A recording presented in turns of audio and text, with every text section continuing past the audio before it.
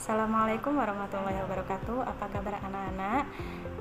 Semoga kalian hari ini dalam keadaan sehat dan semangat ya. Hari ini bertemu lagi dengan Bu Afi dalam pelajaran bahasa Indonesia. Hari ini kita akan mengulang kembali materi yang telah kita pelajari pada pertemuan sebelumnya, yaitu mengenai unsur-unsur dari teks berita. Silahkan kalian simak, kemudian dicatat, dan pada akhir video ini nanti Bu Afi akan berikan tugas. Dalam menyusun sebuah teks berita harus terdapat kelengkapan unsur berita. Agar apa? Agar informasi yang kita sampaikan kepada khalayak atau masyarakat itu jelas, tidak ambigu atau tidak rancu. Nah, apa saja sih unsur dari teks berita itu? Jadi unsur dari teks berita itu ada 5W plus 1H. Pasti kalian tidak asing kan dengan kata 5W plus 1H ini? Nah, maka dari itu hari ini kita akan mengingat kembali apa sih unsur dari teks berita 5W plus 1H ini. Jadi 5W plus 1H itu berarti ada W-nya ada 5 dan ada 1H. Nah, 5W-nya itu apa saja? Yaitu ada what, who, when, where, why. Itu 5W-nya. Untuk 1H-nya ada how. Unsur yang pertama yaitu ada what. Apa itu artinya what? Ya, what itu artinya apa? Jadi maksudnya di sini adalah berita yang akan kita tulis atau sebuah berita itu harus mengandung unsur apa. Maksudnya peristiwa apa sih yang akan kita bahas, atau peristiwa apa sih yang akan kita beritakan, peristiwa apa yang sedang terjadi, atau berita apa sih yang diberitakan. Nah, itu maksudnya kata what.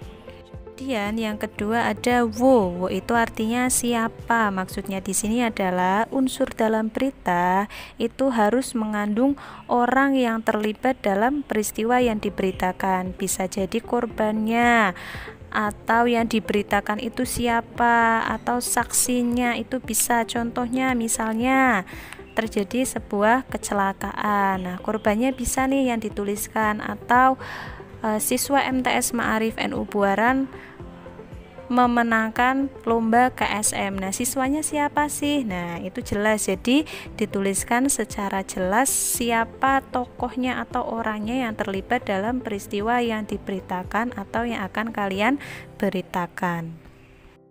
Yang ketiga ada when, artinya kapan, yaitu jadi unsur berita atau berita yang akan kita tulis itu harus jelas informasi waktu peristiwa yang terjadi. Misalnya jam berapa, kapan tanggalnya, itu harus jelas. Kemudian yang keempat ada where, artinya di mana. Jadi unsur berita itu juga harus jelas informasi tempat peristiwa yang diberitakan. Misalnya tempatnya bisa di jalan raya, atau misalnya tempat lombanya di MTS Negeri 1 Pekalongan, itu bisa. Jadi jelas ya. Yang kelima yaitu why, artinya mengapa, yaitu unsur berita yang kita beritakan itu harus jelas sebab atau alasan terjadinya suatu peristiwa yang diberitakan. Misalnya contohnya kecelakaan. Kenapa sih bisa terjadi sebuah kecelakaan? Bisa jadi remnya blong atau apa. Nah, itu dituliskan sesuai dengan fakta yang terjadi di lapangan. Kemudian yang terakhir ada 1H yaitu how, artinya bagaimana. Jadi di sini kalian menuliskan secara detail kronologis peristiwa yang diberitakan. Jadi sebab dan akibatnya itu kalian tulis. Nah, tadi kan sebabnya, misalnya remnya blong, akhirnya si supir menabrak sebuah trotoar, akhirnya mobil yang mereka bawa terguling. Nah, itu diceritakan secara jelas kronologi kejadiannya. Itulah unsur-unsur dari teks berita yang harus kita pahami sebelum kita memulai untuk menulis sebuah berita. Itulah materi yang telah kita pelajari pada hari ini mengenai unsur-unsur dari teks berita. Tugasnya analisislah isi dari teks berita berdasarkan unsur-unsur teks berita yang telah kalian pelajari pada hari ini. Nanti tugasnya Bu Afi share melalui deskripsi YouTube di sini ya. Nanti kalian lihat, kemudian kalian kerjakan dan dikumpulkan melalui e-learning. Terima kasih, tetap semangat. Wassalamualaikum warahmatullahi wabarakatuh.